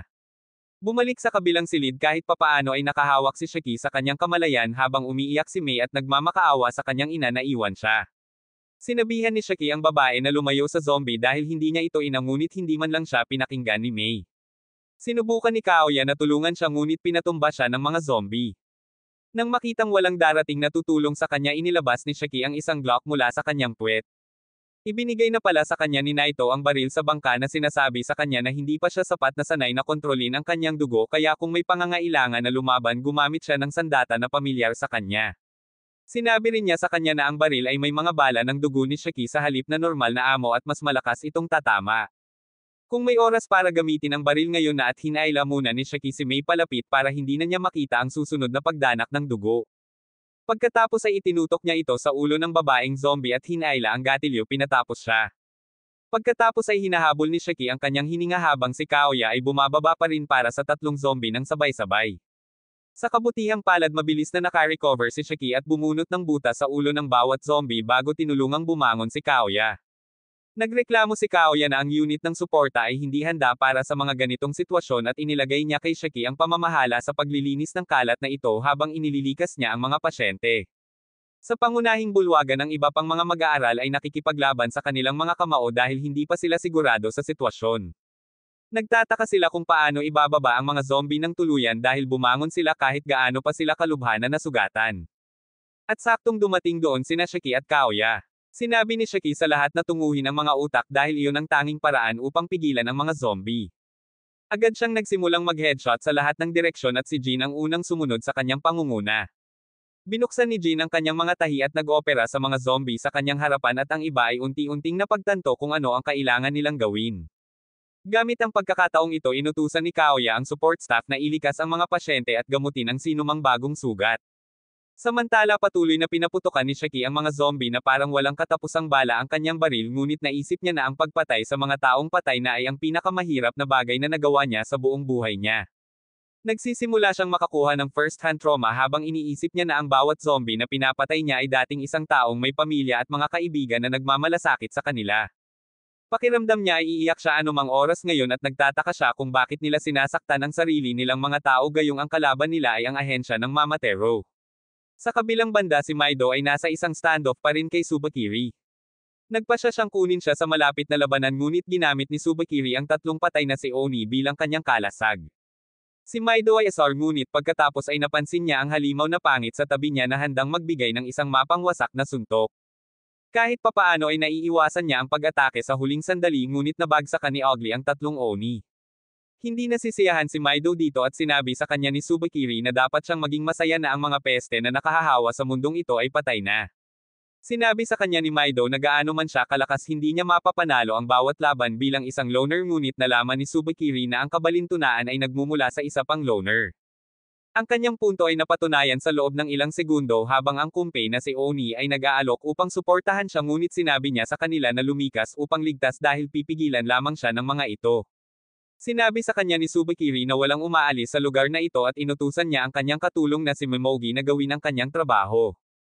Umakyat si Mommy Momogi at ginamit ang kanyang kapangyarihan na lumilikha ng hindi malalampasan na hadlang sa paligid ng Maido at ng iba pang Oni na kumukulong sa kanila sa kanilang lugar. Sinabi ni Tsubakiri kay Maido na hindi siya makakaalis sa hadlang na ito hanggat hindi pinahihintulutan ni Momogi at pansamantala mamasyal siya sa punong tanggapan ng Oni. Natarante si Maido nang ihayag ni Tsubakiri na nagtanim siya ng mga transmitter sa lahat ng bangkay ni Oni at lahat sila ay nagtipon sa ilalim mismo ng templo ng Eryude kaya dapat iyon ang punong tanggapan ng Oni. Nagsimulang maglakad si Tsubakiri patungo sa templo at inutusan niya si Momogi na ipadala si Ugly sa loob ng barrier. Binigyan niya ang nilalang ng pahintulot na pumasok sa kanyang hadlang at naghanda si Maido na labanan ito. Gayunpaman sinabi ni Tsubakiri na ang nilalang na ito ay mass-produced kaya ayos lang kahit magsakripisyo sila. He snaps his fingers at biglang bumukol ang tiyan ni Ugly. Napagtanto ni Maido na ito ay masisira sa sarili at sinabihan ang lahat na bumaba ngunit walang sapat na espasyo sa maliit na silid para maiwasan nila ang pagsabog na sapat na malakas upang basagin ang hadlang ni Momogi at sirain ang mga kalapit na gusali. Tinanong ni Momogi kung dapat nilang suriin muli upang matiyak na patay na si Maido ngunit sinabi sa kanya ni Tsubakiri na masyadong maraming usok doon at ayaw niyang madumihan ang kanyang uniforme. Nagkamali pala iyon dahil sa kabila ng pagiging walang malay si Maido ay tila walang anumang malalaking nakikitang pinsala. Bumalik sa punong tanggapan sa wakas ay nagawang talunin ni Shiki at ng iba pa ang lahat ng mga zombie at dinala rin ni Kaoya ang mga pasyente sa isang mas ligtas na lokasyon. Sa palagay niya ay malulutas ang kanilang mga problema sa pamamagitan nito ngunit pagkatapos ay napansin niya si Mei na nakatitig sa mga bangkay ng kanyang mga magulang. Pumunta siya para aliwin siya at sinamahan siya ni Shiki. Humingi siya ng paumanhin kay Mei sa pagbaril sa kanyang ina ngunit malamig niyang sagot na ayos lang. Nagulat si Shiki sa kanyang tugon ngunit nagpatuloy si Mei na nagsasabi na palagi siyang tumatakbo mula sa isang lugar patungo sa isa pa nagtatago mula sa ilang banta na hindi niya alam. Wala siyang kaibigan at hindi man lang siya pumasok sa paaralan at may ideya siya na mangyayari ang ganito balang araw. Naglalagay siya ng isang peking ngiti habang sinasabi niya kay Shiki na huwag mag-alala tungkol sa kanya at ang kanyang puso ay nadurudge nang marinig ito. Naaalala niya ang sarili niyang pagkabata at kung paano niya laging hinahangaan ang mga superhero. Sa kanilang mga kwentong bayan si Momotaro ang dapat na bida habang ang mga Oni ay kontrabida. Tinatanong niya kung ganito ang trabaho ng mga bayani ng mga fairy tale. Bigla niyang niyakap si Mei ipinahayag na magiging kontrabida siya at dudurugin ang lahat ng mga bida. Ipinangako niya kay Mei na gagawa siya ng mundo kung saan maaari itong ngumiti muli at hindi niya alam kung paano tutugan iyon. Di nagtagal pagkatapos nito isinama ni Kaoya si Jin para sa suporta habang ipinapaliwanag niya ang kanyang mga plano na ay cremate ang mga bangkay ng patay na si Oni ngunit hindi interesado si Jin sa kanyang pagyap. Sa kabilang banda ang iba pang mga estudyante ay kinakaladkad ang mga bangkay upang dalhin sa punerarya. Ngunit ang suplado na nerd na nagngangalang Juji ay tila may ibang iniisip. Sinabihan siya ni Hikari na huminto sa paglalaway at tulungan siya at sinabi ni Juji na mayroon siyang teorya. Dahil sila ay inatake dito naniniwala siya na ang punong tanggapan ay hindi ligtas gaya ng inaakala nila at maaari silang salakayin muli. Ang kakayahan ni Juji ay mas angkop para sa scouting kaya nagpa siya siyang magbantay. Agad niyang pinutol ang kanyang hinlalaki at hinayaan ang kanyang dugo na bumagsak sa lupa na lumilikha ng isang radar na maderama ang sinumang nilalang sa loob ng 5 kilometrong radius at maaari pa niyang kumpirmahin kung sila ay mamatero. Si Hikari ay seryosong humanga sa kanyang kakayahan nang biglang nakita ni Juji ang ilang masasamang tao na papalapit sa kanilang base. Ang mga senadoryas na iyon ay nagmumula kina Tsubakiri at Momogi na nakarating sa tindahan na nagsilbing lihim na daanan patungo sa punong tanggapan ng Oni. Patay na ang matandang babae doon at nakita na rin ni Momogi ang pasukan sa tunnel. Habang sinisiyasat niya ito tinawagan ni Tsubakiri ang ahensya ng Mamatero na hinihiling sa kanila na magpadala ng maraming pangit na ginawa sa kanyang lokasyon pati na rin ang isang espesyal na layunin na pangit na ginawa niya sa kanyang sarili. Humihingi din siya ng impormasyon tungkol sa isang high risk na si Oni na ang pangalan ay nakalimutan niya at pagkatapos ay naghanda na pumasok sa loob. Sinabi sa kanya ni Momogi na mukhang napakalaki ng lugar at maaaring maraming Oni doon kaya kailangan nilang mag-ingat. Iminumungkahi niya ang paghuhugas ng ilang lason na gas upang gawing madali ang kanilang trabaho. Ngunit sa sandaling iyon nakuha ni Tsubakiri ang file ng high risk na si Oni na walang iba kundi si Shiki. Sinabi niya kay Momogi na hindi sila maaaring gumamit ng lason ngayon dahil gusto niyang buhayin si Shiki. Nagulat siya nang marinig ito at sinabi ni Tsubakiri na si Shiki ay talagang espesyal para sa isang Oni at hindi niya mapalampas ang pagkakataong mag-eksperimento sa kanya. Sa kabilang banda ipinakita ni Kaoya kay Jin ang crematorium kung saan sinusunog nila ang lahat ng namatay nilang kaibigan. Medyo nabigla si Jin nang makita ito at sinabi ni Kaoya na kapag nagsimula ang isang digmaan sa ahensya ng Mamatero maraming tao ang namamatay. Binalaan niya si Jin tungkol sa mga panganib ng linya na kanyang tatahakin ngunit sinabi sa kanya na hindi niya kailangang mag-alala ng labis dahil maaari niyang pagalingin ang halos anumang bagay. Pagkatapos noon bigla siyang naging masyadong friendly kay Jin at tinanong kung may girlfriend na siya. Tuluyan nang hindi pinansin ni Jin ang weirdo at naglakad palayo at habang hinahabol siya ni Kaoya bigla niyang naramdaman na may papalapit sa kanya mula sa likuran. Lumingon siya sa parehong sandali na sinaksak siya ni Tsubakiri na aktwal na nagpuntirya sa kanyang likod ngunit hindi nakuha. Masyadong nagulat si Kaoya upang mag-react ngunit likas na pinakawalan ni Jin ang kanyang mga blood chainsaw upang labanan ang kaaway. Gayunpaman bago niya magawa ang anumang bagay lumitaw si Momogi sa kanyang likuran ikinandado ang kanyang mga chainsaw sa kanyang itim na bilangguan at pagkatapos ay pinutol ang kanyang braso. Umiiyak si Jin sa sakit ngunit ang itim na kulungan sa kanyang mga braso ay hindi humawak ng mas matagal. Sinusubukan niyang tumuon sa mga kaaway sa kabila ng sakit na pagtanto na nasa pinakamasamang posibleng senaryo sila ngayon. Parehong siya at si Kaoya ay nasugatan at wala siyang alam tungkol sa mga kaaway. Gayunpaman medyo kalmado si Kaoya kahit nasa ganitong sitwasyon at sinabihan niya si Jin na magmadaling bumalik at sabihin sa lahat ang tungkol sa pag-atake ng kaaway habang pinipigilan niya ang dalawang mamatero. Si Jin ay sumunod sa kanyang mga utos na nangangakong ibabalik at pagkatapos ay ibinaling ni Kaoya ang kanyang atensyon sa dalawang kaaway na nasa harapan niya.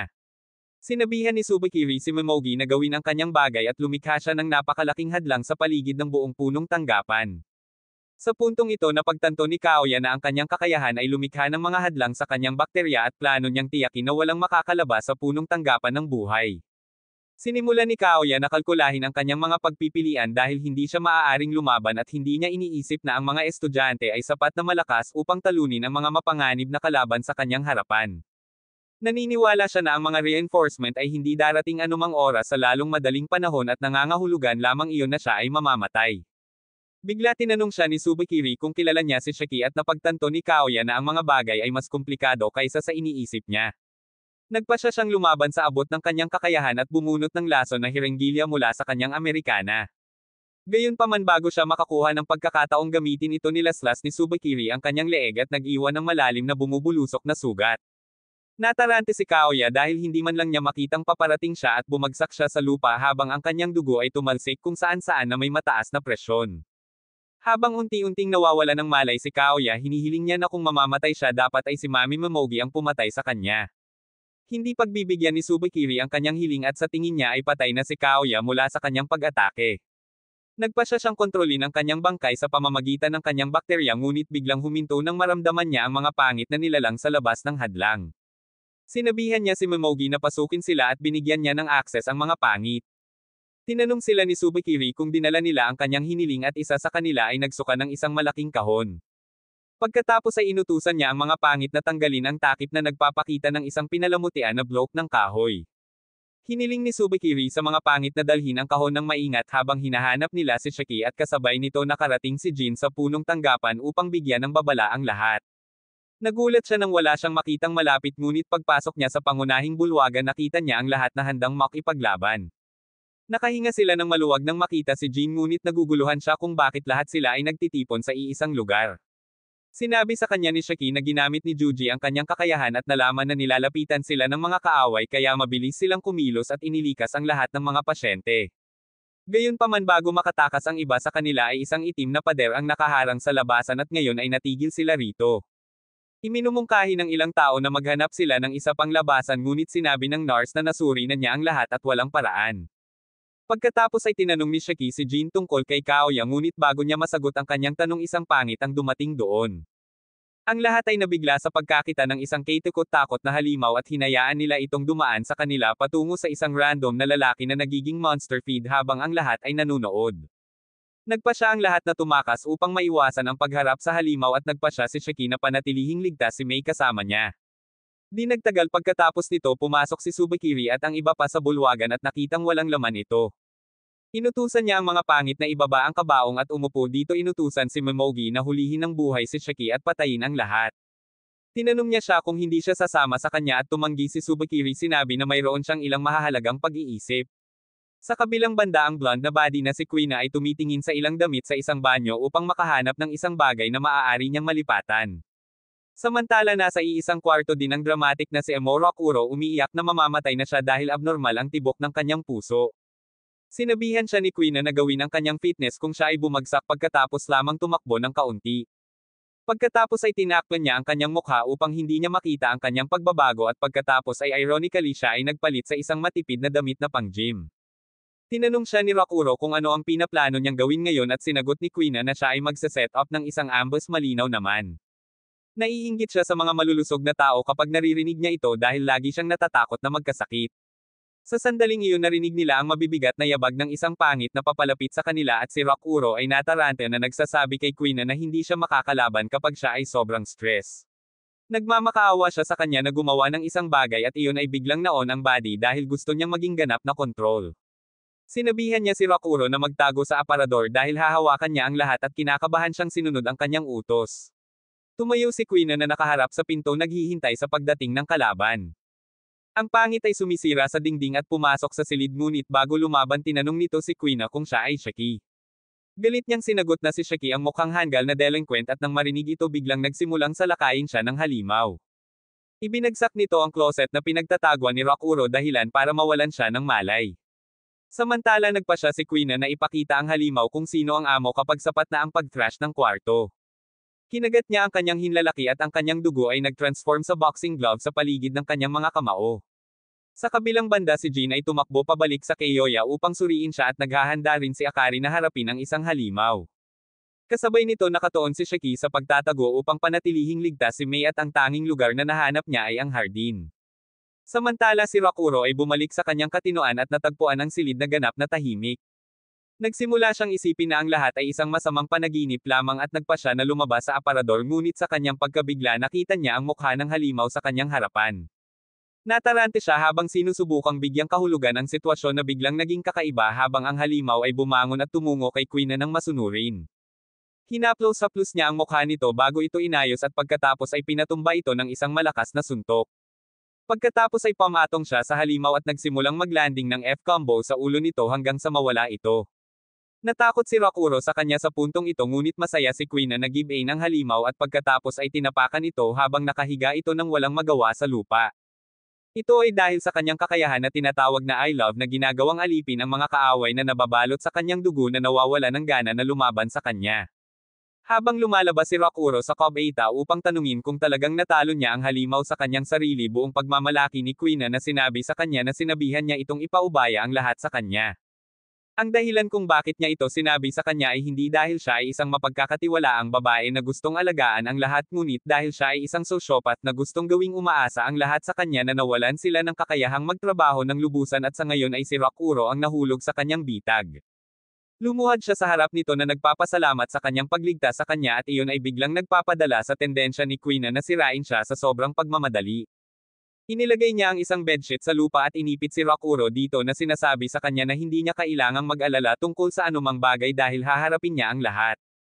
Kinakabahan siya dahil sobrang lapit nito sa kanya at napansin ni Quina na namumutla ito at nanghihina.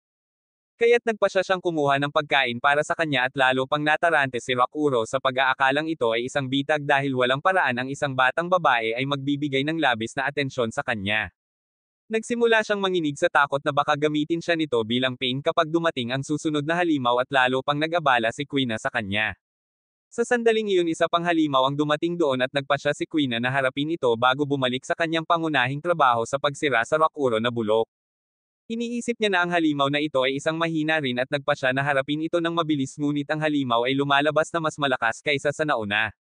Ginagamit niya ang kanyang braso bilang letigo upang salakayin siya at binutis ang pader sa likod niya. Agad na muling nagtago si Rakuro sa Cubeta at naasar si Quina sa halimaw na sumaire sa kanyang saya. Siya ay tumalon dito pinaandar ang kanyang kapangyarihan sa kalagitnaan ngunit ang halimaw ay casual na umiwas sa kanyang suntok at pagkatapos ay sinaksak ang kanyang balikat gamit ang kanyang kakaibang galame na braso. Kahit papaano ay nagawa ni Quina na makalayo rito ngunit ginamit ng halimaw ang magkabilang braso nito para itali siya at napagtanto niya na hindi niya magagamit ang kanyang kapangyarihan sa ganito. Sinimulang hilahin siya ng halimaw palapit at nang siya ay lumaban hinahatak na lang niya ang lubid at pinatamaan siya sa bubong. Sinimulan ng halimaw na hampasin ang muscle mommy sa buong silid at wala siyang kapangyarihang gumawa ng anuman. Sa huli siya ay napahampas sa lupa at ang halimaw ay nagsimulang stomp sa kanyang ulo. Natarante si Rakuro nang makita ito ngunit iyon lang ang mainam para sa walang kwentang basurang ito. Pinapanood lang niya si Quina na dinidemolish at nagnanais na may tumulong sa kanya. Hindi man lang niya akalain na matutulungan siya nito dahil mahina siya at duwag pero napagtanto niya na naging kalunos-lunos pala siya nang hindi niya namamalayan. Naaalala niya ang panahon na hindi siya duwag na talunan at parang isang kawalang hanggan ang lumipas mula noon. Si Rakuro ay lumaki sa isang maliit na backwater village kung saan maraming oni ang nakatira sa mga tao at isang batang babae na nagngangalang Lulo ang kanyang unang pag-ibig. Palagi niyang sinusubukang iris siya sa pamamagitan ng pagpapakita kung gaano siya kakul at katapangan kahit na sa loob-loob niya ay takot na takot siya. Gayunpaman sa tabi ni Lulo pakiramdam niya ay magagawa niya ang lahat. Nanatili ring malapit sa kanya si Lulo at halos lahat ng oras nilang magkasama ay masaya silang dalawa. Gayunpaman sa ilalim ng perpektong buhay na iyon ang mga bagay ay hindi maayos. Si Lulu ay may sakit at dahil siya ay isang Oni hindi siya maaaring dalhin sa isang normal na doktor. Ang nag-iisang Oni na doktor ng nayon ang tumulong na mapanatiling matatag at malusog ngunit isang araw ni raid ng ahensya ng Mamatero ang nayon at napatay nila ang Oni doktor. Kung wala siya lumala ang kalagayan ni Lulu at nangako si Rakuro sa kanya na mabilis siyang magdadala ng isa pang doktor mula sa isang kalapit na bayan. Hiniling niya na magtiwala sa kanya dahil magagawa niya ang lahat para sa kanya at sinabi sa kanya ni Lulu na siya ang palaging pinakakul na lalaki na kilala niya. Hiniling niya sa kanya na manatiling ganoon magpakailanman at namatay kaagad pagkatapos nito. Si Rakuro ay nasira at nawasak dahil dito at hindi nagtagal na wala ang kanyang spark. Wala na siyang dahilan para maging matapang o magtiwala pa. Ang kanyang buhok ay naging kulay abo at nagkaroon siya ng insomnia. Ang kanyang kalusugang pangkaisipan ay bumagsak at siya ang naging talunan ngayon. Habang iniisip ni Rakuro ang kanyang pagbagsak ginawa ng halimaw ang kanyang ulo sa isang matulis na letigo upang tapusin si Quina. Nagpasya si Rakuro na hayaan itong tapusin ang trabaho dahil hindi niya kayang iligtas ang isang tao. Gayunpaman sa sandaling iyon ang mga huling salita ni Lulu ay pumasok sa kanyang isipan. Naaalala niya na sinabihan siya nito na laging maging cool at iyon ay biglang gumising sa kanya. Tulad ng pag-atake ng halimaw kay Quina upang tapusin siya sumugod si Rakuro roon na inilalayo siya sa panganib sa isang segundo. Napagtanto niya na kung makikita siya ni Lulu ngayon madidismaya siya sa kanya at hindi niya hahayaang mangyari iyon. Tinitingnan niya ang walang malay at nasugatan na si Quina at iniisip na nakipaglaban ito ng husto para protektahan siya at ngayon naman ay turn na niya para ibalik ang pabor. Gayunpaman siya ay hindi mapaniniwalaan o kapani-paniwalang takot sa ngayon at hindi alam kung kaya ng kanyang puso ang laban. Ngunit muli niyang naiisip si Lulu at pinakalma ang sarili. Kinagat niya ang kanyang hinlalaki para palabasan ang kanyang dugo na anyong Lulu. Ngayong nasa harapan na niya ang kanyang babae mas lalong huminahon si Rakuro at hiniling na manatili siya sa kanya kahit na hindi siya cool gaya ng gusto niya. Niyakap siya ng dugong si Lulu mula sa likuran at ang dugo ay dahan-daang nagsimulang tumakip sa kanyang katawan na nag-aalis ng kanyang pagkabalisa at gulat. Gayunpaman hindi ito ang kanyang tunay na kakayahan at magagawang i-activate ni Rakuro ang kanyang kakayahan kapag ganap na siyang kumpiyansa. Nababalot ng dugo niya ang katawan niya at biglang naging K-pop idol si Rakuro. Inaatake siya ng halimaw pagkatapos niyang mag-transform ngunit madaling naiiwasan ni Rakuro ang kanyang pag-atake at pagkatapos ay gumawa ng ilang magarbong pag-ikot sa hangin bago lumapag sa likod niya. Ang silid ay puno na ng mga talulot ng bulaklak na gawa sa dugo at ang bawat isa sa kanila ay isang nakamamatay na talam. Habang tinatamaan ng mga talulot ang halimaw ang katawan nito ay ginutay-gutay ngunit ang halimaw ay nakaligtas pa rin sa pag-atake. Si Rakuro naman ay puno ng kumpiyansa dahil kasama niya si Lulu. Hinahamon niya ang halimaw na atakihin siya at matikas na iniiwasan ang lahat. Pagkatapos ay tumalon siya upang salakayin ang halimaw na aalala ang mga pagdiriwang ng tag-init kung saan siya dating sumasayaw kasama si Lulu. Habang nawawala sa mga alaala ng kanyang kasintahan iniiwasan ni Rakuro ang mga pag-atake mula sa halimaw pinutol ang mga braso nito at pinilit itong gamitin ang mga paa nito upang lumaban. Sumasayaw siya sa paligid ng silid pinupuno ito ng mga talulot ng talulot at pagkatapos ay ibibigay ang isang nakamamatay na combo sa halimaw pinuputol ito. Sa kabilang banda si Shiki ay kasama ni Mei na nagsasabi sa kanya na maaari siyang magpahinga dahil wala na ang mga pangit na halimaw. Gayunpaman masyado pa rin siyang nanlumo dahil sa pagkamatay ng kanyang mga magulang at iniisip na marahil ay dapat din siyang namatay sa kanila. Sinabi ni Shiki sa kanya na huwag isipin iyon dahil ang kanyang mga magulang ay nag-alay ng kanilang buhay upang iligtas siya at kung siya ay mamatay ang lahat ay magiging walang kabuluhan. Sinabi niya sa kanya na patuloy na mabuhay at labanan ang kawalan ng pag-asa na sinusubukang lumunin siya. Sinabi niya na ang unang bagay na maaari niyang gawin ay magsaya para sa kanya habang binubugbog niya ang bastard na kumuha ng kanyang pamilya. Dahil doon bumangon si Shiki at nagpas siyang hanapin ang Mamatero para talunin sila. Gayunpaman naniniwala si Mei na hindi siya mananalo at sinabi sa kanya ni Shiki na hanggat hindi siya nawawala ng pag-asa hindi siya matatalo. Samantala natauhan si Nado matapos siyang gisingin ng ibang Oni. Nalaman niyang na-knockout siya sa loob ng 15 minuto at pinasalamatan siya ng Oni dahil nagkaroon siya ng maraming pinsala para protektahan sila. Hindi yun pinansin ni Nado at nagpasya siyang bumalik kaagad sa headquarters para matulungan niya ang kanyang mga estudyante. Bumalik sa punong tanggapan narating ni Shiki ang pangunahing bulwagan kung saan nagpapalamig lang si Tsubakiri. Habang ipinakilala ni Shiki ang kanyang sarili at tinanong siya kung siya ang bastard na ginawang zombie ang mga bangkay masayang pinagtibay ni Tsubakiri. Tinanong siya ni Shaki kung paano niya insultuhan ang mga patay na tao ng ganoon at tinatawanan lang siya ni Tsubakiri na sinasabi sa kanya na hindi tao si Oni kaya hindi nila nakukuha ang karapatang pantao. Nagalit si Shaki dito at hinaila ang Glock sa kanya ngunit pinagmamasdan lang siya ni Tsubakiri. Sa kabilang banda si Jin ay nagmamadaling hanapin si Kaoya ngunit siya ay pinigilan ni Mami Momogi na nagsabi sa kanya na ang doktor ay patay na.